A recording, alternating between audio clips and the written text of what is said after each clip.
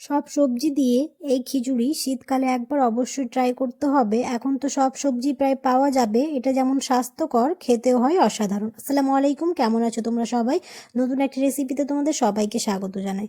আমার আজকের রেসিপি নিরামিষ সবজি খিচুড়ি। কি করে বানাবো পুরো ভিডিওটা দেখতে থাকো, আশা করি ভালো লাগবে। ভিডিও শুরু করার আগে একটাই রিকোয়েস্ট, যদি চ্যানেলটিকে সাবস্ক্রাইব না করে থাকো তাহলে সাবস্ক্রাইব করে দিও, আর ফেসবুক থেকে দেখলে পেজটাকে ফলো করতে ভুলো না। চলো তাহলে এবার ভিডিওটা শুরু করা যাক।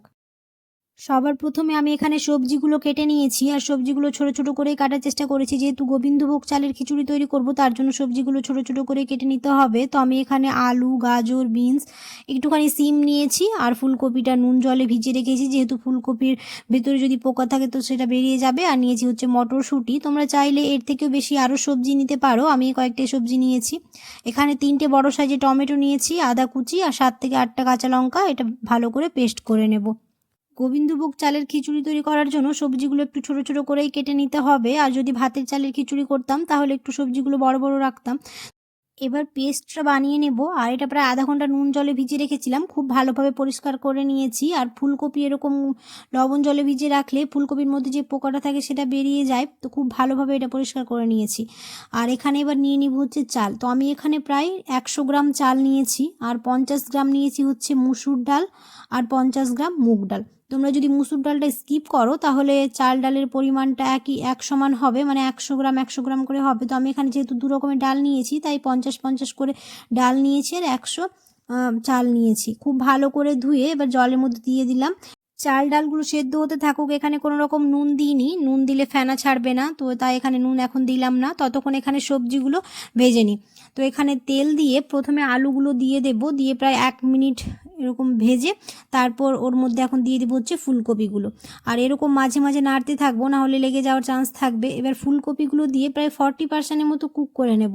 ভালো করে সেদ্ধ করার দরকার নেই, 40% কুক করলেই হয়ে যাবে, আর বাকিটা তো চাল ডালের সাথে সেদ্ধ হবে। তো এখানে দিয়ে দিলাম হচ্ছে হলুদ গুঁড়ো আর স্বাদ অনুযায়ী নুন, তাহলে ফুলকপির মধ্যে নুন ঢুকে যাবে। দিয়ে খুব ভালো করে ভেজে নিয়েছি 2 থেকে 3 মিনিট। তারপর দিয়ে দিলাম হচ্ছে গাজর কুচি, দিয়ে প্রায় 2 থেকে 3 মিনিট খুব ভালো করে ভেজে নেব। 2 থেকে 3 মিনিট খুব ভালো করে ভেজে নিয়েছি। তারপরে দিয়ে দিলাম হচ্ছে সিম আর বিনস, দিয়ে খুব ভালো করে 1 থেকে 2 মিনিট কুক করে নিলেই হয়ে যাবে আমাদের সবজিগুলো ভাজা। নুন আমি পরেই দিলাম, প্রথমে নুন দিইনি। যদি প্রথমে নুন দিয়ে দিতাম তাহলে চাল ডালের যে ফেনাটা থাকতো সেটা উঠতো না। চাল ডালের ফেনাটা আমি তুলে নিয়েছি। এবার দিয়ে দিলাম হচ্ছে স্বাদ অনুযায়ী নুন, আর 1 চা চামচ হলুদ গুঁড়ো, দিয়ে খুব ভালো করে মিক্স করে নেব। আর এখানে সবজিগুলোও ভাজা হয়ে গেছে। এবার সবজিগুলো চাল ডালের সাথে দিয়ে মিক্স করে গ্যাসের ফ্লেমটাকে লো টু মিডিয়াম করে ভালো করে সেদ্ধ করে নেব। শীতকালীন সবজি দিয়ে এই খিচুড়ি অবশ্যই তোমরা ট্রাই করতে পারো। এখন তো শীতের সব সবজি পাওয়া যাচ্ছে, আর দেখতেই পাচ্ছ কতটা কালারফুল লাগছে। তো এইগুলো এখন সেদ্ধ হতে থাকুক, আমরা ততক্ষণ যে মশলাটা বানিয়েছিলাম পেস্ট সেটা এবার কষিয়ে নিই। তার জন্য কড়াইয়ে দিয়ে দিলাম হচ্ছে 2 চা চামচ সর্ষের তেল, 1 চা চামচ গোটা জিরে, আর কয়েকটা তেজপাতা। খুব ভালো করে এটা ভেজে নেব যতক্ষণ না মশলা থেকে ফ্লেভার বেরিয়ে আসছে।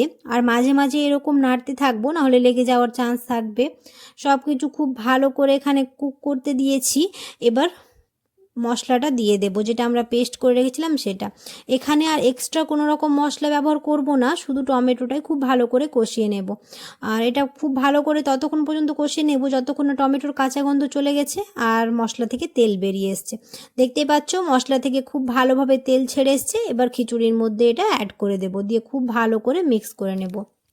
অনেকেই আছো ভিডিও দেখে চলে যাচ্ছ, সাবস্ক্রাইব করো না, অবশ্যই সাবস্ক্রাইব করে দিও। ফ্রেন্ডস আর ফ্যামিলির সাথে বেশি বেশি করে ভিডিওটা শেয়ার করে দিও। এবার দিয়ে দিলাম হচ্ছে মটরশুঁটি, দিয়ে খুব ভালো করে আবার মিক্স করে নেব। দেখতে পেলে এই রেসিপিটা কত সহজ আর একদম ঘরোয়া উপায়ে হয়ে যাবে খুব অল্প সময়ে। তো আমাদের খিচুড়ি প্রায় অলমোস্ট রেডি। আমরা এখানে একটা ফোড়ন দিয়ে দেবো, তাহলে খিচুড়ির স্বাদটা আরও দ্বিগুণ হয়ে যাবে। তার জন্য এখানে নিয়ে নিলাম হচ্ছে 1 চা চামচ ঘি। ঘিটা পুরোপুরি গলে গেলে তারপর দিয়ে দিব হচ্ছে কয়েকটা শুকনো লঙ্কা, কয়েকটা কাঁচা লঙ্কা ভেজে নেব।